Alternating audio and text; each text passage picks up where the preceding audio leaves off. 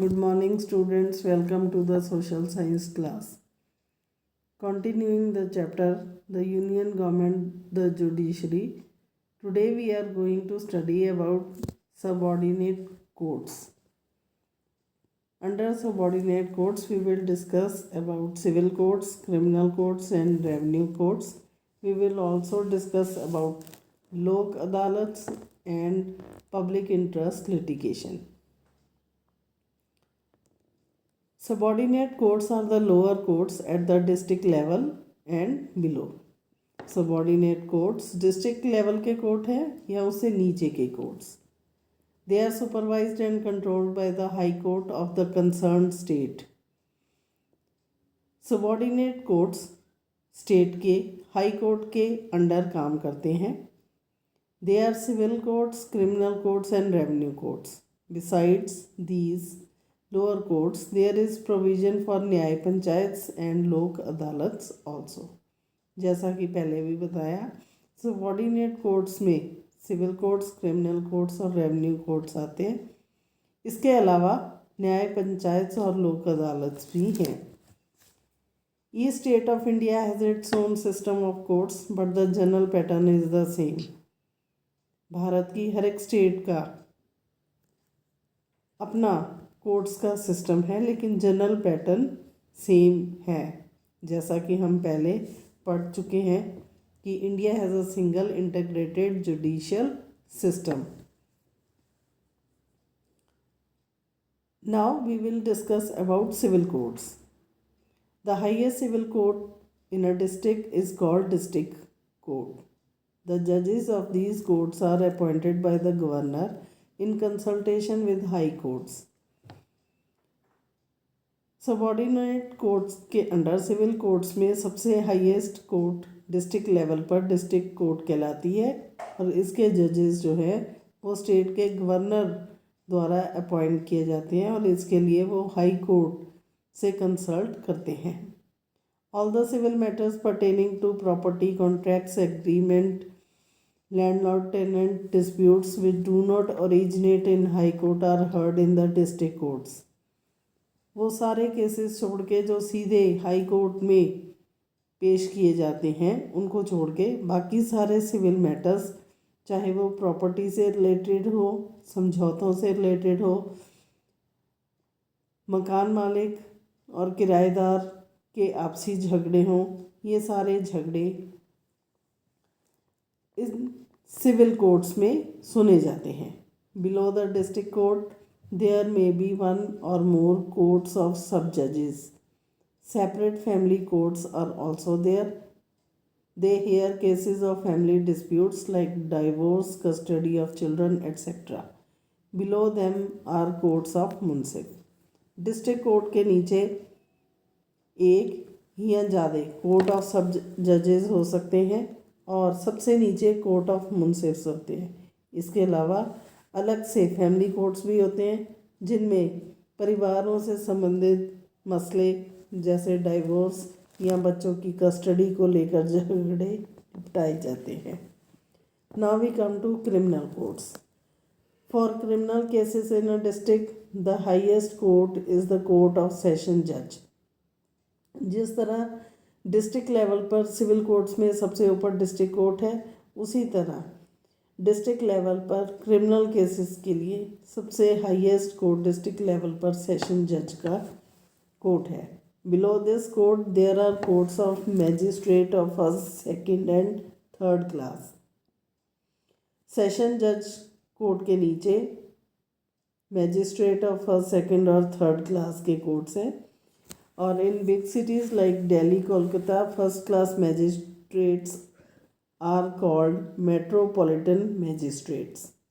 बड़े शहरों में मेगा सिटीज़ जैसे दिल्ली, कोलकाता वगैरह में फर्स्ट क्लास मैजिस्ट्रेट को मेट्रोपॉलिटन मैजिस्ट्रेट कहा जाता है. अब हम सबॉर्डिनेट कोर्ट्स में थर्ड टाइप यानी रेवेन्यू कोर्ट्स पे आते हैं.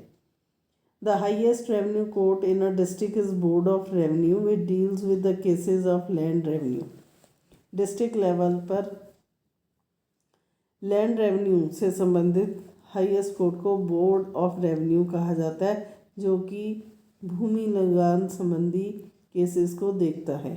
Courts of commissioner, collector, tehsildar and assistant tehsildar work under board of revenue which hears the final appeals against the lower revenue courts. Now we will discuss about लोक अदालत। जैसा कि हम जानते हैं कि भारत की पॉपुलेशन बहुत ज़्यादा है। भारत की पॉपुलेशन के मुकाबले देश के अंदर अदालतों की बहुत ज़्यादा कमी है, इसलिए केसेस चलते रहते हैं। और दूसरा, भारत में न्याय पाने की जो तरीका है वो बहुत ही एक्सपेंसिव है। और किसी ने ये बिल्कुल सही कहा है, justice delayed is justice denied. देर से किया हुआ न्याय न्याय ना करने के ही बराबर है। तो न्याय जल्दी मिले और इनएक्सपेंसिव मिले, इसके लिए एक नया विचार सामने रखा गया, वो है लोक अदालत का। It is said that justice delayed is justice denied since the process of imparting justice is very lengthy and expensive, it is becoming out of reach of common man. Besides thousands of cases are lying pending in various courts. क्योंकि courts की कमी है, इसलिए हज़ारों की संख्या में cases pending पड़े रहते हैं। As an effort to simplify the legal procedure, reduce the cost of litigation and to provide speedy justice, Lok Adalat have been set up. इस मकसद को लेकर कि लोगों को न्याय जल्दी मिले, न्याय पाने की विधि सरल हो, कम कॉस्ट में मिले, इसके लिए लोक अदालत बनाई गई हैं। It was in 1985 when the first लोक अदालत was held in Delhi। सबसे पहले 1985 में दिल्ली में लोक अदालत लगाई गई थी। You will be surprised to know that about 150 cases were settled on the first day। पहले ही दिन 150 केसेस का फैसला कर दिया गया था। अब ये लोक अदालत काम कैसे करती है? The Lok Adalat is normally presided over by a retired judge. The disputing parties plead their case themselves. लोक अदालत की अगुवाई एक रिटायर्ड जज करते हैं। इसमें कोई वकील नहीं होता और दोनों पार्टीज अपना अपना केस जज के सामने रखती हैं। इवन कोई विटनेस भी एग्जामिन नहीं किया जाता और कोशिश की जाती है कि वहीं पर झगड़ा या तो कॉम्प्रोमाइज़ के जरिए या आपसी सहमति से झगड़े को वहीं पर निपटा लिया जाए। So the disputing parties plead their case themselves. No advocate or pleader is allowed to argue the case. Even witness are not examined.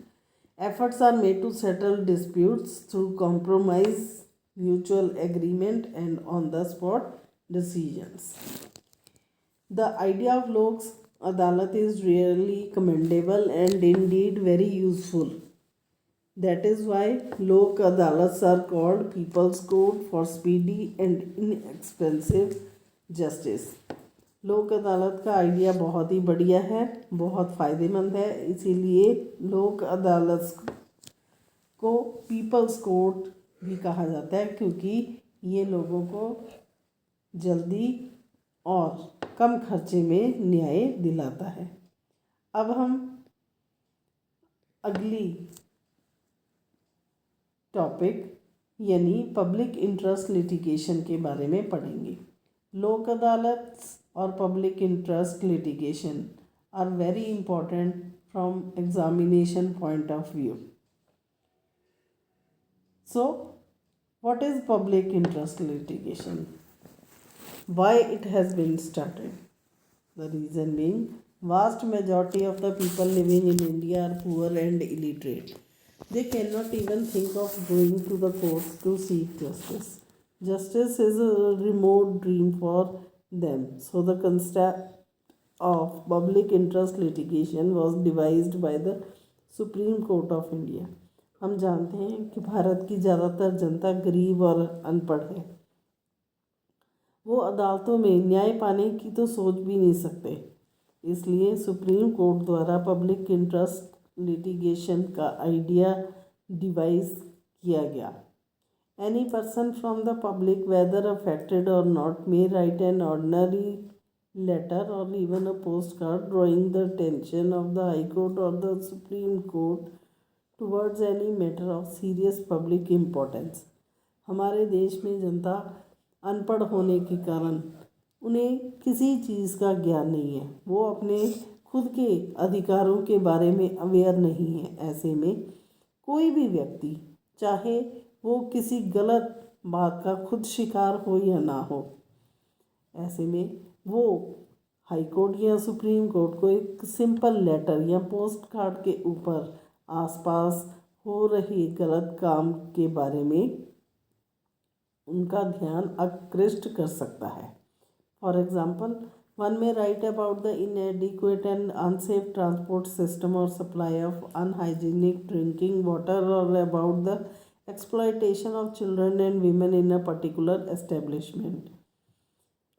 जैसे उदाहरण ये है, अपने आसपास हम जो भी गलत हो रहा है, जैसे अगर आपके आसपास खाने पीने का सेफ पानी नहीं है और ट्रांसपोर्ट सिस्टम सही नहीं है या अनहाइजीनिक कंडीशंस हैं या आपके आसपास कहीं पर बच्चों का या औरतों का शोषण हो रहा है, तो ऐसे में कोई भी व्यक्ति जो उस चीज़ को समझता है, उसके बारे में, उस घटना के बारे में, उस वहाँ पर हो रहे अधिकारों के हनन के बारे में किसी सिंपल पोस्ट कार्ड या लेटर के ऊपर लिखकर हाई कोर्ट या सुप्रीम कोर्ट में रिट दायर कर सकते हैं। If the court is convinced that the matter is of public importance it will take up and decide the case. अगर कोर्ट को लगता है कि ये मैटर पब्लिक इम्पोर्टेंस का है तो वो केस ले लेती है और उसके बारे में फिर गलत करने वाली पार्टी को नोटिस भेजती है और केस चलता है। Public interest litigation is a novel idea, बिल्कुल नया आइडिया है। It helps the poor, the illiterate and ignorant.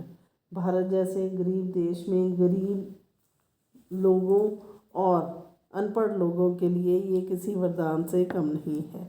The success story of various PILs have encouraged people to initiate more and more PILs on matters of urgent public importance। देश के high courts और supreme court द्वारा लोगों द्वारा file की गई PILs में काफ़ी अच्छे फैसले दिए गए हैं, जिसके कारण लोग अब काफ़ी इनकरेज्ड हैं, प्रेरित हैं कि वो ज़्यादा से ज़्यादा पब्लिक इम्पोर्टेंस के मामलों में PILs दायर करें।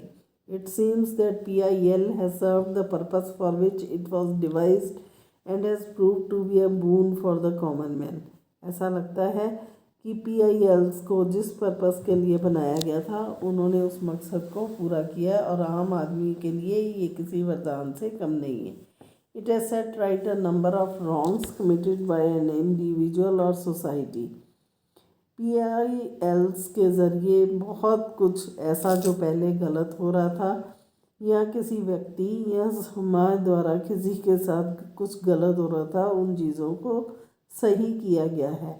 It has brought legal aid to millions of poor, illiterate and ignorant Indians। PILs ने लाखों की संख्या में गरीब अनपढ़ इंडियंस को कानूनी मदद दी है। इसके साथ ही this chapter is complete. Thank you. Have a nice day.